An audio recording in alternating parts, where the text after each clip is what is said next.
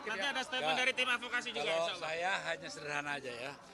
Saya minta seluruh komunitas Banteng ya. Saya pendiri PDIP.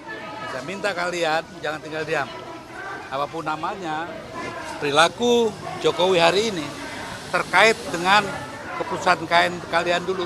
Mengangkatnya sejak wali kota, gubernur, sampai presiden. Jadi jangan tinggal diam ya. Hari ini terjadi satu hal yang perlu kalian catat.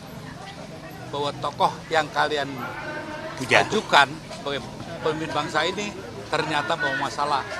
Masalah ini harus juga menjadi kalian, ya, tanggung jawab kalian untuk diselesaikan. Dari kaum Banteng jangan tidur, ayo bergerak. Siap. Baik. Baik, sebentar ada tambahan dari kami. Ini adalah tambahan dari tim advokasi. Yang pertama, kami menyampaikan bahwa pada Senin yang lalu 9 dari saksi yang dipanggil Polda tidak bisa memenuhi dan kita minta tunda setelah 17 Agustus. Dan kami waktu itu sudah sampaikan, salah satu klien kami yakni Pak Abraham Samad datang, dan hari ini kedatangan Pak Abraham Samad menegaskan bahwa Pak Abraham Samad kooperatif dalam rangka memenuhi panggilan penyidik. Bukan berarti yang kemarin tidak datang juga tidak kooperatif, karena kami sesuai dengan KUHP juga sudah menyampaikan uzur atau permintaan untuk penjadwalan ulang, dan kami informasikan sampai hari ini belum ada jadwal ulang dari penyidik Polda Metro Jaya. Yang kedua, kami tegaskan bahwa pasal yang berkaitan dengan Pak Abraham Samad masih berkaitan dengan laporan yang disampaikan oleh Saudara Joko Widodo berkaitan dengan dugaan pencemaran dan fitnah 310 KUHP, 311 KUHP, dan juga 27A Undang-Undang ITE, yakni menyerang kehormatan berdasarkan Undang-Undang ITE. Namun sangat disayangkan sampai hari ini belum ada satupun nama yang disebutkan oleh pelapor selaku korban pencemaran dan fitnah, yakni Saudara Joko Widodo, yang saat dikonfirmasi oleh media siapa nama yang dia laporkan dari 12 nama yang hari ini setelah ada SPDB surat pemberitahuan dimulainya penyidikan yang dikirimkan ke Pengadilan Tinggi DKI yang ditembuskan kepada klien kami, sudah ada 12 terlapor. Tapi tidak ada satupun nama yang disepil oleh Saudara Joko Widodo. Dan saya ingatkan kepada penyidik Polda Metro Jaya bahwa dalam konteks delik aduan, kekuatan menuntut secara hukum itu ada pada korban. Jadi yang perlu ditegaskan bukan memanggil klien kami untuk diambil keterangan, tapi memastikan kepada Saudara Joko Widodo siapa orang yang mencemarkan dirinya. Karena delik aduan tidak seperti delik umum. Kalau delik umum melaporkan pencuri, pencurinya siapa? Silakan Pak Polisi cari pencurinya. Tapi ini adalah delik aduan, harus jelas siapa yang memfitnah. Videonya kan sudah dikumpulkan, ada 24 video. Dari video itu siapa, dan terakhir sudah muncul 12 nama.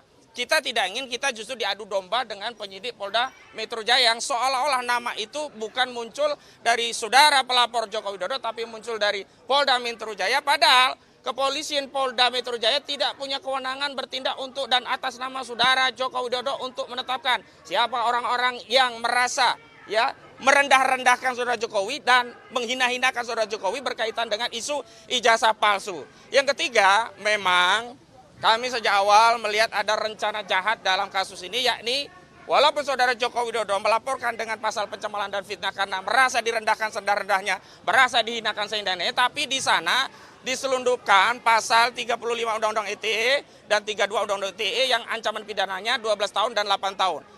Dalam KUHP, jika ancaman pidananya lebih dari 5 tahun, maka penyidik punya kewenangan untuk menahan. Berbeda dengan pasal 310 KUHP dan 311 KUHP, termasuk 27A Undang-Undang ITE, karena ancamannya itu tidak sampai 5 tahun.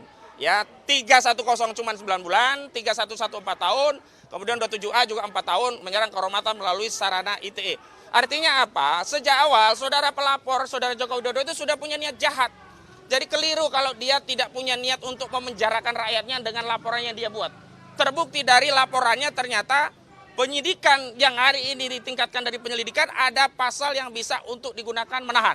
Adapun laporan-laporan lainnya baik oleh Lecumanan, ya Andi Kurniawan, Maret Samuel Seuken sebenarnya tidak memiliki nilai hukum karena hari ini kasusnya adalah ijazah Jokowi yang dipersoalkan, bukan ijazahnya Lecumanan, bukan ijazahnya Andi Kurniawan, bukan ijazahnya Samuel Seuken. Jadi kami tegaskan, cara melapor yang nimbrung di persoalan dalam Jokowi ini justru akan menambah pecah belah anak bangsa. Dan hari ini sudah tidak penting lagi sepertinya apakah ijazah saudara Joko Widodo ditunjukkan atau tidak. Karena faktanya kami melihat masyarakat ditunjukkan atau tidak ada bedanya. Hari ini kita sudah terbelah. Hari ini anak bangsa tercerai-berai hanya karena membicarakan ijazah saudara Joko Widodo. Yang sejak awal semestinya saudara Joko Widodo bisa menunjukkannya dan segera melerai perpecahan di antara anak bangsa sehingga tidak perlu lagi ada yang saling lapor-melapor. Dan terakhir, kami ingin tegaskan bahwa tim advokasi tidak sendiri. Ya, untuk kasus Pak Abraham Samad ada dari LBH Jakarta, ada YLBHI, bahkan ada dari LBH AP Muhammadiyah, Pak Gufroni. Pak Gufroni nanti sampaikan statement Pak Gufroni. Jadi jangan anggap bahwa yang concern dengan ijazah ini hanya tim advokasi, ada juga dari Kontras ya. Karena itu kami berpesan kepada kubu Joko Widodo, Anda sudah memulai perang semesta dengan melaporkan 12 orang terlapor yang namanya hari ini mulai disidik. Anda meskipun tidak mengaku bahwa 12 nama itu Anda yang laporkan, pada faktanya SPDB telah menunjukkan ada 12 nama terlapor yang diantaranya pelapornya adalah saudara Joko Widodo. Karena itu bagi kita rakyat yang cinta kebenaran, cinta keadilan yang ingin memverifikasi tentang ijazah ini dengan pendekatan ilmiah, bukan dengan pendekatan reuni-reunian, bukan dengan pendekatan klaim pernah punya saudara atau kawan atau seterusnya, kita menyatakan siap melayani tantangan perang terbuka dari saudara Joko Widodo dan kita akan buktikan bahwa di negeri ini keadilan masih ada. Dan yang terakhir, kepada institusi kepolisian semestinya yang harus dikejar adalah Sylvester Matutina. Membantu kejaksaan untuk segera meringkus Sylvester Matutina yang sudah divonis 1,5 tahun, yang sampai hari ini masih bebas berkeliaran bahkan mendapatkan fasilitas dari negara karena dia menjadi komisaris BUMN. Sekali lagi, kami sebagai rakyat tidak ridho uang rakyat untuk menggaji terpidana. Baik, kepada Bang Gufroni. Ya. Yang 12 terlapor itu boleh dirincikan nggak? Ya, 12 terlapor itu ada masuk klaster akademisi dan aktivis, ada yang masuk klaster jurnalis, ada yang masuk klaster media. Yang jurnalis ada 3, ya Noviansa, Susilo, Arif Nugroho, dan Michael Sinaga. YouTuber kemarin ada tapi hanya menjadi saksi yakni Sunarto. Termasuk Pak Abraham Samad, dugaan kami yang dipersoalkan adalah dalam kapasitas beliau yang punya program podcast Abraham Samad Speak Up. Selain itu ada klaster akademisi.